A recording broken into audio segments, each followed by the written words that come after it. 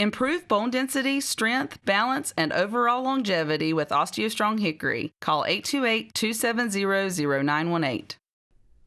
Good evening and welcome into the Tuesday, September 23rd edition of the WHKY News. I'm Rob Eastwood. Topping our news today, we have an update on a case that was initially investigated as a possible hate crime. Statesville police have identified the individual responsible for hanging a doll near an election sign. Police have determined that the incident was a prank. The Statesville Police Department used area cameras to identify several vehicles traveling on Wilson Lee Boulevard at Fayetteville Avenue on the morning of Monday, September 15th. From the information, investigators located a witness who provided a detailed description of the individual seen tying the doll to the signpost. Investigators then found the individual at his residence in the vicinity of the signpost. He was identified as a 23-year-old black male and admitted to placing the doll on the post as a Halloween prank unrelated to the campaign sign located below the doll. This morning, Councilwoman Doris Allison met with the subject, who apologized for his actions. After reviewing the facts of the case, the Statesville Police Department has determined no charges will be filed and the young man's identity will not be released since he has not been charged. A man has been arrested for allegedly shooting into a vehicle. Arianna Mack reports. That's correct, Rob. 35-year-old Thomas Matthew Presnell was arrested Saturday by Boone police officers. He's charged with discharging a firearm into an occupied vehicle, assault with a deadly weapon with intent to kill, assault by pointing a gun, and discharging a firearm within city limits. Saturday night, the Boone Police Department received a report of a male shooting into an occupied vehicle in the parking lot of the Circle K convenience store at 2969 Highway 105 South. Officers responded to the scene and detained Thomas Matthew Presnell. After an investigation, a handgun was recovered from the scene. Presnell was placed in jail without bond. He has a court date scheduled for December 22nd. There were no injuries reported as a result of this shooting. I'm Arianna Mack reporting for WHKY News. Thanks, Arianna.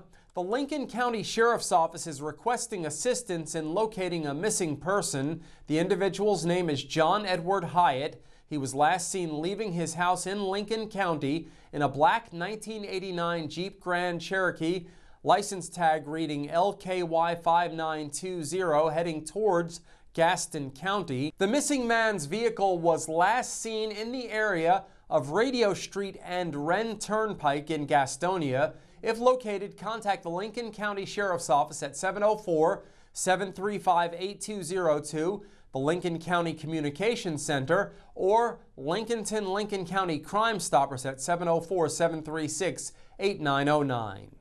New restrictions have been established for a Lenoir lodging establishment after repeated complaints from local residents regarding criminal activity.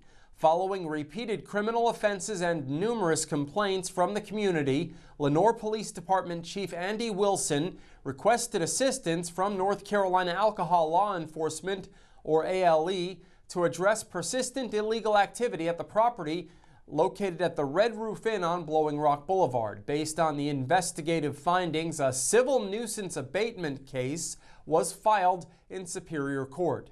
On September 15th, Superior Court Judge Steve Warren signed a consent judgment and final order of abatement, which concluded the investigation brought by the City of Lenoir on behalf of the state of North Carolina. The terms of the order place restrictions on the property forbidding permanent residency or rentals by those who live within 25 miles of the property.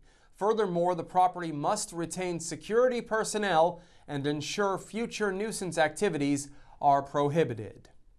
On Monday, the North Carolina Senate passed House Bill 307, Iryna's Law, which includes numerous criminal justice reforms that a news release from Senate Republicans press says tackled the crime policies that played a role in the murder of Iryna Zarutska. She was fatally stabbed on a Charlotte light rail train August 22nd. The bill eliminates cashless bail and removes some of the magistrate or judge's discretion. The news release says the bill ensures that it will be more difficult for violent and repeat offenders to get out of jail in the future. The bill creates a new category of violent offenses for which the judge or magistrate must impose certain conditions for pretrial release, including GPS monitoring. For first-time violent offenders, the only options are secured bond or house arrest with electronic monitoring. For second or subsequent offenses, the only option for release is secured bond and house arrest with electronic monitoring. Much more on this bill at our website, WHKY.com. In today's crime report, news on a pair of prison sentences involving Catawba County residents. In local sports, Jason Savage has details on an honor for Lenoir Rhine volleyball. In community focus, Arianna Mack will have an interview with a representative from Fry Regional Medical Center regarding an award won by the hospital. We are on over-the-air TV every weekday at 5:30 and 10 p.m. on channel 14.2 and now live at 5:30 on the WHKY YouTube channel and at 10 o'clock on the WHKY Facebook page. We're also in multiple cable systems, including Compass in Morganton. I'm Rob Eastwood, and this is the WHKY News.